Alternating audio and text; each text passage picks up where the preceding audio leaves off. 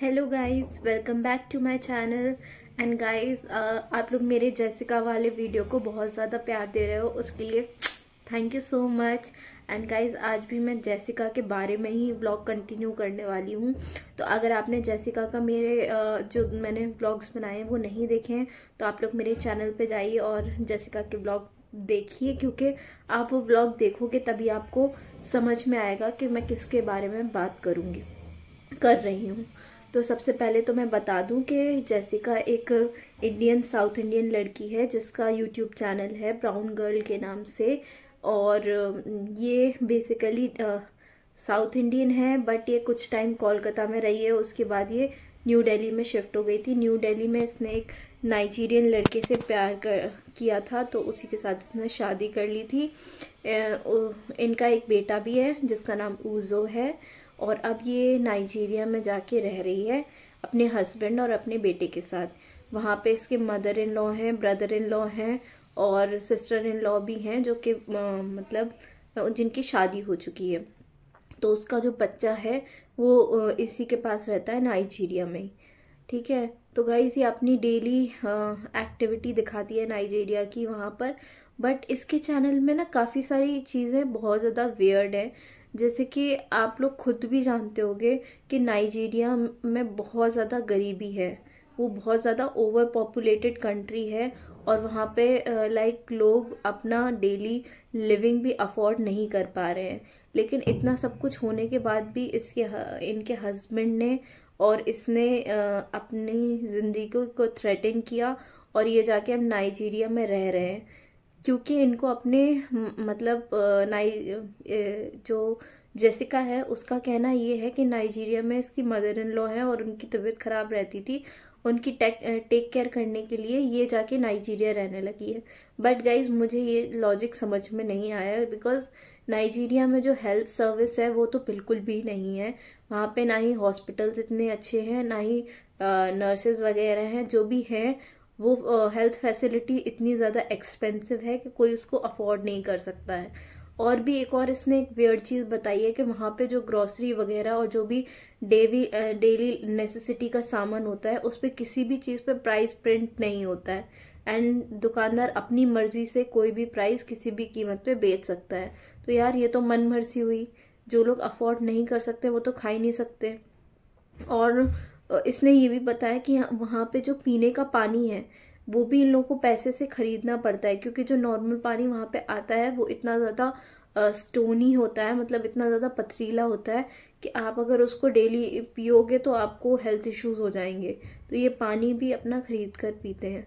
तो गाइस, इतने सारे नेगेटिव पॉइंट वो खुद बता रही है एंड फिर वो खुद जाके अपनी बेटे की हेल्थ को सेक पे लगा के और जाके नाइजीरिया में रह रही है। तो ये बहुत बड़ी बात है। एंड गाइज, अभी ये कुछ टाइम पहले ही कुछ मतलब अब ये पढ़ी लिखी है तो ये जॉब करना चाहती थी। इसने अपने हस्बैंड से बात की होगी, तो ये दूसरी सिटी में जॉब के लिए गई। वहाँ पे जाके ये इंटरव्यू वगैरह देती है। एंड वहाँ पे जो इसका इंटरव्यू ले रहा था वो एक इंडियन था। उसने इसको समझाया कि देखो जेसिका, तुम पढ़ी लिखी अच्छी हो और अगर तुम यहाँ पे जॉब करती हो तो कुछ ज़्यादा एक्सपेक्टेशन मत रखना, बिकॉज हम आपको ज़्यादा सैलरी ऑफर नहीं कर पाएंगे। अब उसने कन्वर्ट करके उसको बताया भी, तो 1 लाख नायरा उसको दिया जा रहा था, जो कि इंडियन करेंसी में 10,000 रुपये के बराबर है। अब अगर आप इंडिया में कोई नॉर्मल जॉब भी करते हो, अगर आप डेली अपना मतलब ऑटो चलाते हो या वेजिटेबल सेल करते हो, तो इतना तो कोई 10,000 तो तब अर्न कर लेगा। एंड वहाँ पे नाइजीरिया में इतनी बड़ी अच्छी खासी डिग्री होने के बाद भी जॉब्स वगैरह अवेलेबल नहीं है। तो जैसिका, आप खुद बताओ कि अगर ये सारी चीज़ें आपको नहीं पता होंगी पर आपके हस्बैंड को तो ये सारी चीज़ें पता होंगी ना, कि वहाँ पे ना जॉब वगैरह है, ना ही हेल्थ फैसिलिटी है, ना ही स्टडीज़ के लिए कुछ इतना अच्छा है। इतना सब कुछ जानने के बाद भी उन्होंने ये फैसला क्यों लिया कि हम जाके नाइजीरिया रहेंगे, जबकि वो चाहते तो अपनी आपकी जो मदर इन लॉ है उनको इंडिया बुला के आप लोग अच्छे से स्टे कर सकते थे। जो आपके हस्बैंड इंडिया में कर रहे थे वो इंडिया में कंटिन्यू कर सकते थे। आप अपना यूट्यूब चैनल जो वहाँ जाके चला रही थी वो आप इंडिया में रहकर भी चला सकती थी। इतनी सारी पॉजिटिव चीज़ें होने के बाद भी आपका इतना बड़ा डिसीजन लेना एंड अपने पेरेंट्स से दूर जाना, ये आपकी चॉइस है। और आपकी चॉइस की वजह से अब आपके बेबी को भी सफ़र करना पड़ रहा है। तो ये सारी चीज़ों को भी आपको थोड़ा सा सोचना चाहिए था। अब रही के बात जेसिका की, तो जेसिका के व्लॉग्स में देख के मुझे कई बार ऐसा लगता है कि वो जो व्लॉग बना रही है वो एक कंटेंट क्रिएशन के उसमें बना रही है, मतलब सांत्वना गेन करना चाह रही है कि हाँ मैं फंसी हुई हूँ। बिकॉज कभी कभी ऐसा लगता है कि वो नाइजीरिया में बहुत ज़्यादा खुश है एंड वो उन लोगों के साथ हैप्पीली रह रही है, लेकिन ऑन द सेफर साइड वो ऐसा भी प्रिटेंड करने की कोशिश करती है, मतलब कि उसको बहुत ज़्यादा प्रॉब्लम हो रही है, वहाँ वहाँ पे उसको ये नहीं मिल रहा है, वो नहीं मिल रहा है। तो जैसा कि आपको सब लोग सपोर्ट भी कर रहे हैं, लेकिन एक चीज़ तो है, अगर आपने किसी नाइजीरियन से शादी की है तो आपको ये चीज़ कहीं ना कहीं पता थी कि उनके लाइफस्टाइल में और आपके लाइफस्टाइल में डिफरेंस है। आपके रहने के तरीके में और उसके रहने के तरीकों में बहुत ज़्यादा, खाने पीने में भी डिफरेंस है। ये सारी चीज़ें सोच समझ कर ही आपने शायद शादी की होगी और फिर उसके बाद नाइजीरिया रहने का सोचा होगा। तो इस चीज़ के लिए फिर आप सिंपथी गेन नहीं कर सकते हो, ये चीज़ सिंपथी देने वाली है भी नहीं। जेसिका जैसे कि एक यूट्यूब चैनल रन कर रही है, तो इसकी यूट्यूब चैनल पे काफ़ी सारे लोगों ने कमेंट किया है कि जेसिका आप अपने हस्बैंड को भी ब्लॉग में लेकर आओ, बट अभी तक उसके हस्बैंड ने ना ही किसी ब्लॉग में ना ही किसी शॉर्ट्स में अपने आप को दिखाया है। इसका मतलब तो यही है कि उसको उसके ब्लॉगिंग करने से प्रॉब्लम है। जब आपकी लव मैरिज हुई थी एंड सब कुछ आप लोगों के बीच में प्यार है, तो सिर्फ आपके कहने से क्या वो एक लाइक हाई करने के लिए भी वीडियो में नहीं आ सकते? ऐसा कैसे हो सकता है? यहाँ अगर आप कहीं प्रॉब्लम में हो, ट्रबल में हो, तो ये चीज़ आप डायरेक्टली नहीं तो इनडायरेक्टली अपनी ऑडियंस को बता सकते हो, बट आप नहीं बता रहे हो।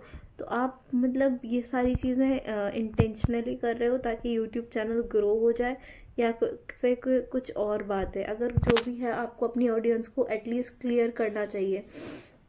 एंड जैसिका आपका कंटेंट बहुत अच्छा रहता है, ऐसा नहीं है आपका कंटेंट अच्छा नहीं है, बट अब जैसे डेली डेली आप एक ही चीज़ डाल रहे हो कि मुझे ये परेशानी हो रही है, वो परेशानी हो रही है, मुझे स्कूल नहीं मिल रहा है, यहाँ पे हेल्थ फैसिलिटी नहीं है। अभी बीच में आपके बेटे की भी तबीयत ख़राब हो गई थी, तब आपको उसका प्रॉपर टेक केयर करने के लिए कोई हॉस्पिटल तक नहीं मिल रहा था, आप ढूंढ रहे थे।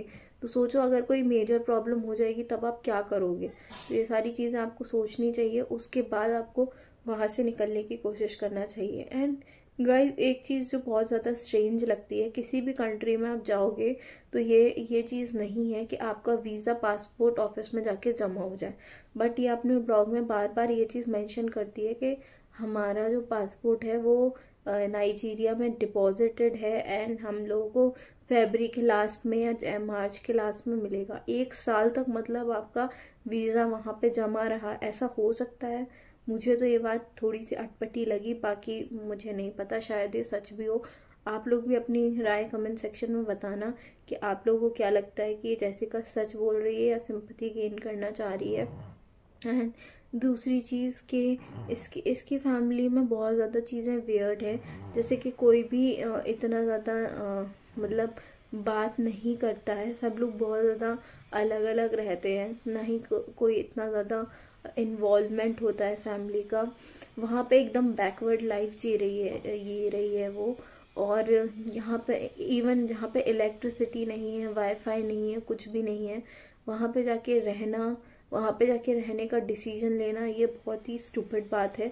अगर कोई इंडियन कोई प्यार में भी होगा एंड अगर उससे कोई ये बोलेगा कि चलो हम आपको एक ऐसी जगह पे लेके चलते हैं, ऐसी कंट्री में लेके चलते हैं जहाँ पे आसपास कोई ना हो, कोई पड़ोसी ना हो, कोई इंडियन ना हो, और तब भी आपको जाके रहना है और आप जाके रहते भी हो, तो इंडिविजुअली एक पर्सन की सोच पे डिपेंड करता है, उसके लिए कोई भी रिस्पॉन्सिबल नहीं है। तो जेसिका यही बोलना चाहूँगी कि आप थोड़ा सा इन सारी चीज़ों से बाहर आओ। एंड अगर आप नाइजीरिया से बाहर आने चाहते हो तो नाइजीरिया से बाहर आने की कोशिश करो एंड अपने हस्बैंड को भी क्वेश्चन करो कि पासपोर्ट अभी तक क्यों नहीं आया है। ये क्वेश्चन आपको ही करना चाहिए एंड आपको समझना भी चाहिए कि ये सारी चीज़ें आपके बेबी को कितना ज़्यादा इफ़ेक्ट कर रही हैं।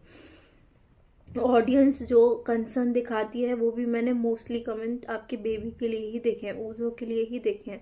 बिकॉज ओजो जब आप वहाँ पे लेके गए थे तब उसकी कंपैरिजन किया जाए आपसे तो ओजो बहुत ज़्यादा वीक भी हो गया है। वो ओजो क्या, आप भी वीक हो गए हो। तो ये सारी चीज़ें कहीं ना कहीं अगर आपके हस्बैंड को इफेक्ट नहीं कर रही हैं तो वो अलार्मिंग सिचुएशन है आपके लिए कि आप उस सारे सिचुएशन से बाहर आओ। तो गाइस आप लोगों के क्या ओपिनियन है, आप लोग भी कमेंट सेक्शन में बताइएगा। एंड अगर आपको नाइजीरिया की सीरीज़ या ब्राउन गर्ल की सीरीज़ अच्छी लग रही है एंड आप चाहते हो कि मैं और भी इनके बारे में कंटेंट बनाऊं तो कमेंट सेक्शन में मुझे ज़रूर बताइएगा। Thank you so much for watching. If you are new to my channel please like and subscribe. Bye, take care.